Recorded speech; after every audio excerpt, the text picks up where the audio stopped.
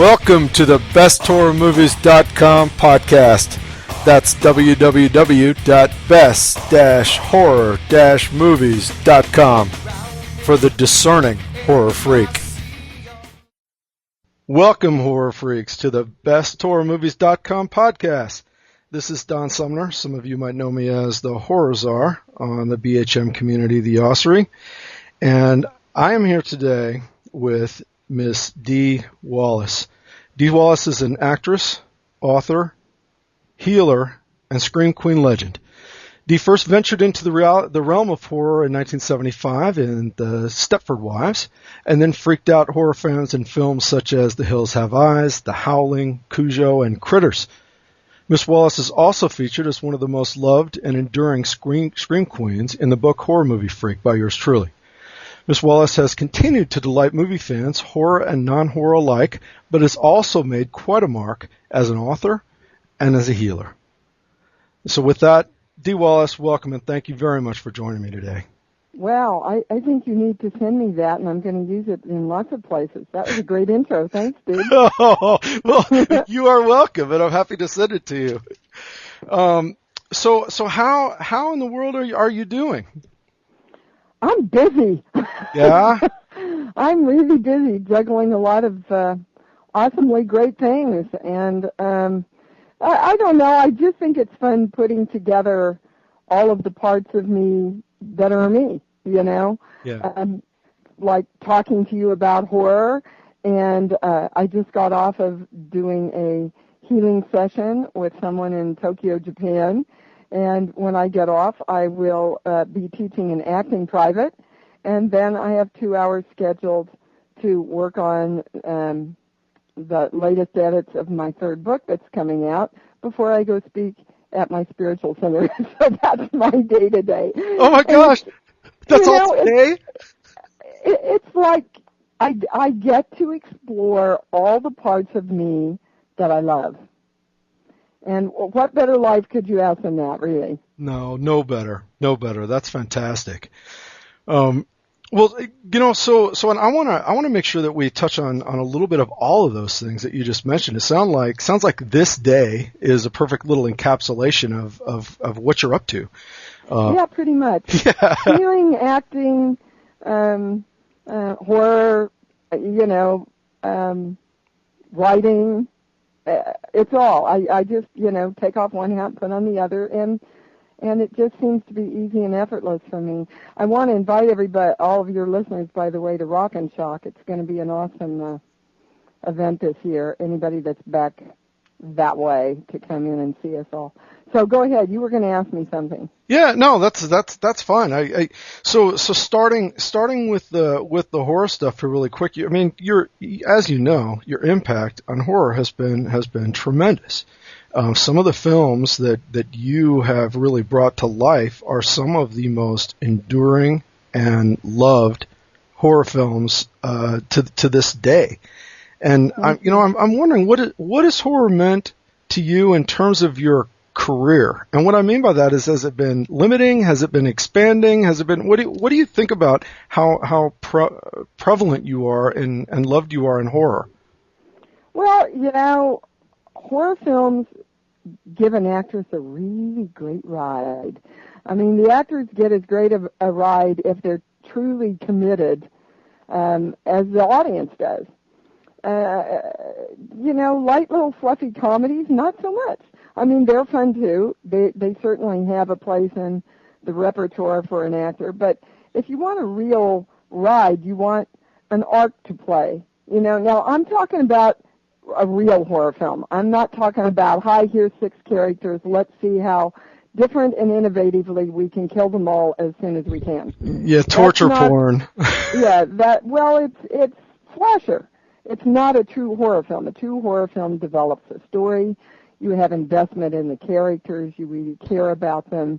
They're going through struggles that oftentimes a real horror film kind of mirrors metaphorically the struggle that's going on within the person. Mm-hmm. Cujo is a perfect example of that. The Howling, a brilliant example of that, and they even talk about it in the terms of the psychological thing that the doctor's trying to work through at the camp where all of the werewolves are. You know, this torment that we all go through between what we know our higher self knows to do, and then what our animal instincts invite us to do. Mm-hmm. And so a good horror film, you know, takes an actress through many, many, many arcs, which for me is a real high to play. I like the dramatic shit. I just like it. Yeah. Comedy's fun. I had a great time on my series Sons and Daughters. Great time. But I just, you know, I just like the dramatic ride. And so it's been really good for me, and I'm a good screamer, and I emotionally truly commit and connect with the character. I really try to be in integrity for all the horror that I do, that I'm really in the moment, you know, that I'm not like play acting. Yeah. Because then the ride for the audience gets diminished. So. Well, the fact that you take that is your attitude about it is got to be the secret sauce as to why your films are so enduring. Well, thank you. I have paid with my health a couple of times for that, which I decided I wasn't going to do anymore. But I mean, Cujo was, oh my God, the hardest thing I've ever done in my life, and they actually treated me for exhaustion afterwards. Really? Because it was just relentless. And, you know, I had a 4-year-old kid and one of 5 dogs that I worked with, depending on what the trick was. So, you know, I had to be on full out, fully committed, fully hysterical every single take we did. And because when the dog and the kid worked together, dude, they printed it. Yeah. Whether you sucked or not, they printed that one. Yeah, there's probably not a good retake opportunity there with that. No, absolutely. So you just had to, like, be playing full out from 5 a.m. in the morning until about 8 o'clock every night, you know, and your adrenals go, holy hell, what's going on? They don't know you're acting. They just, they're in fight or flight the entire time you're doing it. So it was a challenge, but it's also the picture that I'm proudest of. Oh, and I was going to ask you that too. I mean, what the favorite horror movie was that you'd been in? It sounds like Cujo then is the one you're proudest of. Well, you know, I've had so much good material. I mean, I love the Frighteners, I love the Howling, but I look at the performance in Cujo and I think, wow, I went about as far as I can go there, and I look at it to this day and I think I don't see very many untruthful moments, you know. That's right great. There, so. That's great to be able to look back on that and to see that yourself too. I would imagine it's easy to look back at past performances and go, oh, gosh, what was that? I mean, I'm not necessarily for you, but I would just think as an actor in general, it might be easy to do. Well, I think especially right after you film something, the first 3 or 4 times that you watch something that you've done, a lot of times that's the reaction, because you remember all the bullshit that was going down on the set when you shot that. You were going, oh my God, I couldn't find it. I couldn't find what I wanted to do with that. I couldn't, you know, it didn't feel right in the moment. And, you know, a year later you look at it and go, well, that's a flipping good scene. I don't know why I was in so much of my shit about it, but you know, it's a process that you go through. Maybe the director had a late night and wasn't in his game, and you know, a million things can happen on the set, and the memory of those gets attached to the scene. Yeah, so sure. You have to watch it 3 or 4 times to really distance yourself enough to go, yeah, the scene really works. Yeah. Well, and we've all of us have had lots of times to see a lot of those scenes over and over. I can't even tell you how many times I've seen most of the films you've done, dozens over the years. And Thank you probably hear, you know, you do occasionally go to conventions and meet the fans and interact with the fans. So you probably hear from a lot of us that are really passionate about that.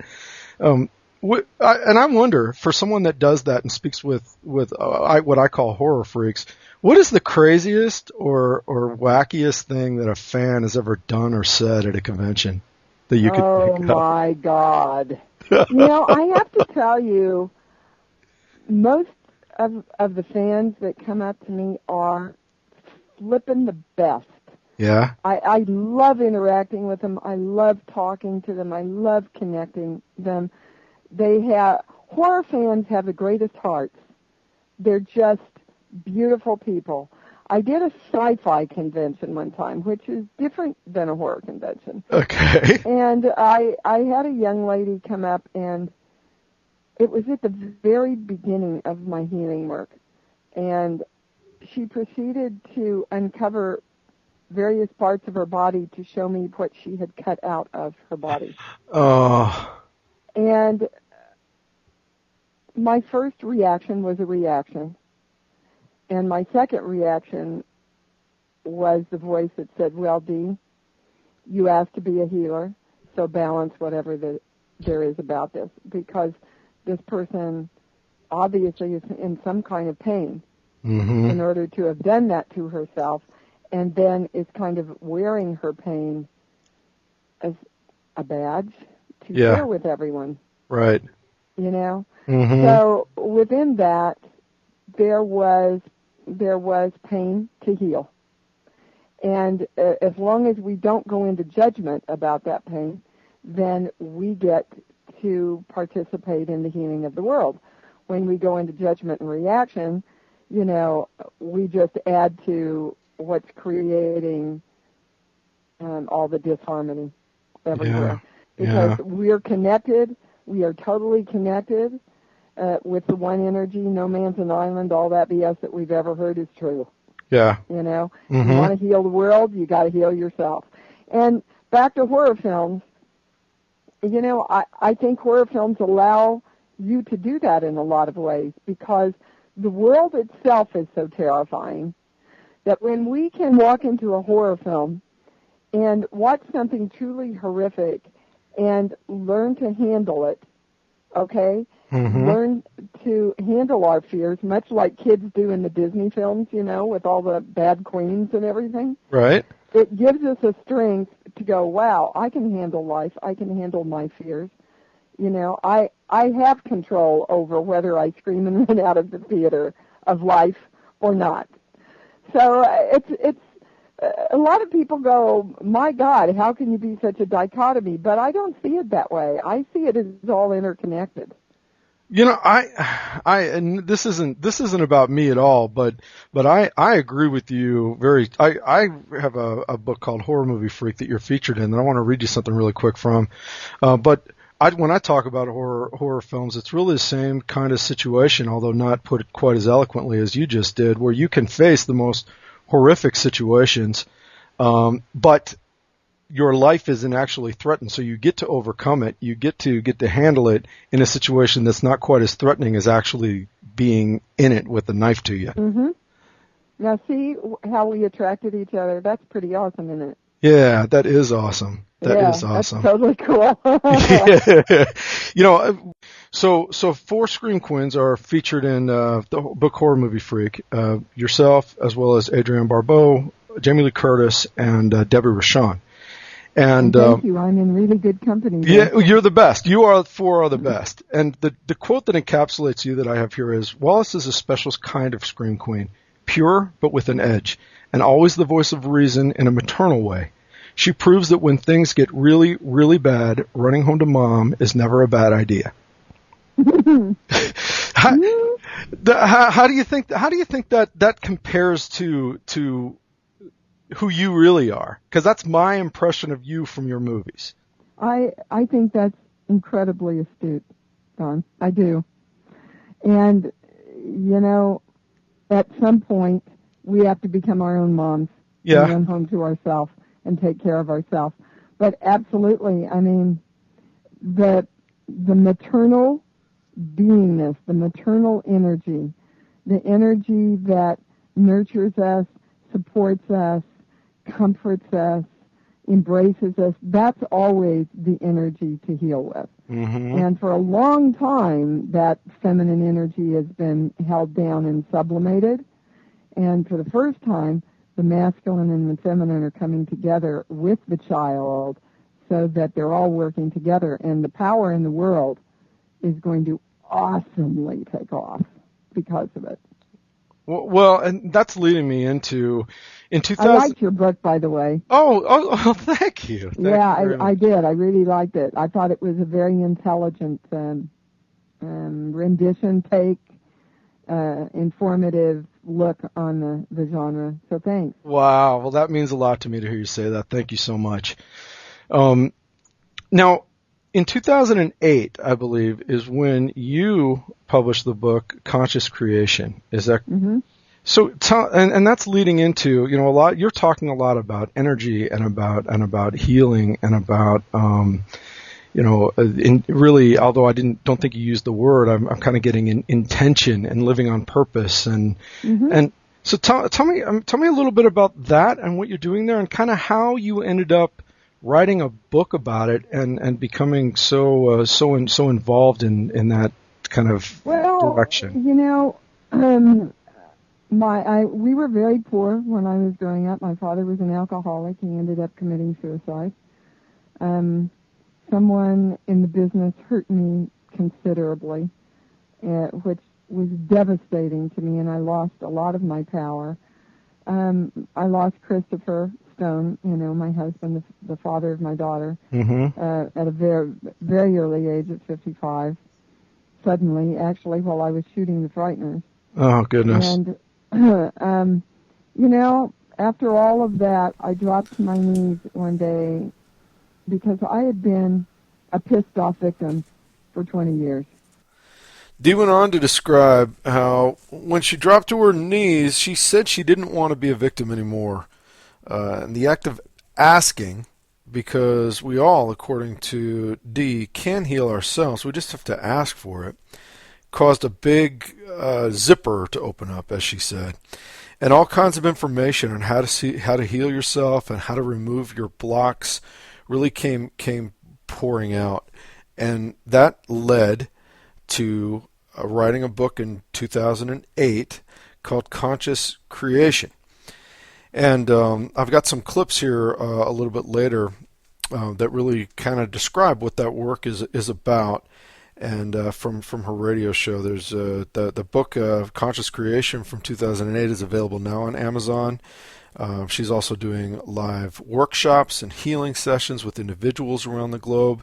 As I mentioned, she has the weekly radio show. And so let me play just a bit from an introduction from her last week's show on the Voice America Network, because it gives a really great idea of what Dee's about. So, probably the rule that oversees all other rules, the belief that oversees all beliefs, is as you believe, it's going to be delivered unto you, guys. Your beliefs are your commitments. Do you understand? If you believe you're fat, you have a commitment to creating fat. Just sit with that for a minute, because that's where everybody gets tripped up in creating their lives. We keep focusing on what we don't want. And whatever we focus on, we create more of. So you can't create thinness by focusing on fat or losing fat. We can't create health by focusing on healing the disease. We've got to focus on the health, all right, and create the health in the moment while we're doing whatever it is we have to do on this plane. You cannot create wealth, and this is up for all of us. So listen, you can't create wealth. You can't create abundance by focusing on what you don't have. How am I going to get it? Do I have enough? How am I going to make ends meet? Okay? That will not create the flow that we want in our lives. So that's some pretty powerful stuff about intention, about the mind as creative and us as creators, and Dee talked a lot about that over the course of this interview. In that same show that she did last week, there was some particular commentary that she had about how a lot of people sabotage themselves, and the ways that even the best intentions sabotage themselves. So I'm going to include a little clip of that as well here, right here. If, as you believe, it is delivered unto you, is a rule, and it is, of the universe. And we are then taking steps into, all right, I believe that I am the creator. I believe I'm the creative force. I believe in miracles in my life. But we also have the belief that my beliefs are wrong, or I don't know if my beliefs are right, or I'm in fear that I'm believing the wrong thing. Do you see how that is going to sabotage our direction of the beliefs that we want? So the bottom line about Dee Wallace, from the perspective of a horror freak from a young age, myself, who Dee Wallace has been in my consciousness since even before I was allowed to watch horror movies, back before the first time I snuck out to watch Terror Train on the movie channel, in E.T. as the mother in E.T. And then moving into the Howling and The Hills Have Eyes and the Frighteners and Cujo and all of those classic films, and she still shows up in a lot of cameos. She was in the Rob Zombie remake of Halloween, for example, and lots of other. She's still going strong. She's still doing movies, but there is a lot more to Dee Wallace than meets the eye. Certainly, I don't know if I've just had my head in the sand, but certainly a lot more going on with Dee than I ever really knew about. And so there's, if anyone wants information about her and what's happening with Dee, she's got a website that is a pretty good kind of central point for everything that's going on, and it's www.officialdeewallace.com. So I guess that means there must be some unofficial Dee Wallace. I don't know, but it is officialdeewallace.com. You can find out about her books and her seminars, and on the acting site she's got acting classes she does and all kinds of things. So this was really a pretty fantastic way for me, and hopefully for you too, to catch up with Dee Wallace, a favorite from so many classic horror films, and see just how far she's progressed, and how a really tragic incident, back in I guess that was '95, when Christopher Stone passed away suddenly. To be able to come out of that after some time down in the dumps, certainly in such a positive way and with such a passion to help people and reach out and help people find their light, as she puts it, really quite amazing. So Dee Wallace, love you even more now than I ever did. And I thank you very much for joining us here on the Horror Movie Freak Scream Queen series. Dee Wallace, all of the Scream Queens that are featured in the book Horror Movie Freak are targeted. There are 4 of them. Adrienne Barbeau, who was last week's podcast, Dee Wallace here this week, Debbie Rochon is on the docket, and I'll go ahead and let the cat out of the bag, which is a risk because I don't have anything firm yet, but we are pursuing Jamie Lee Curtis, and I'm really hoping that she can find some time to come and meet with us too, because that'll really round out, really in my humble opinion, the most dynamic and dramatic scream queens that there are. So you can check out any details at www.best-horror-movies.com. See news, reviews, interviews, really active forums, and you might also want to check out the Horror Freak Brain Trust. It's a place where people can ask questions about some movie that they remember from when they were really young. They remember maybe little snippets about it. They'll put it out there into kind of horror freak land. And about 75% of the time get an answer that is a big hallelujah moment for some folks that have been kind of mulling about some movie for years. So it's really quite incredible. Come to besthorrormovies.com, and again, that's best-horror-movies.com. Well, this is Don Sumner, the Horror Czar, signing off for this week's edition of the besthorrormovies.com podcast. Please subscribe to the podcast. We've got some really great things happening, and we will talk with you next week. Bye-bye.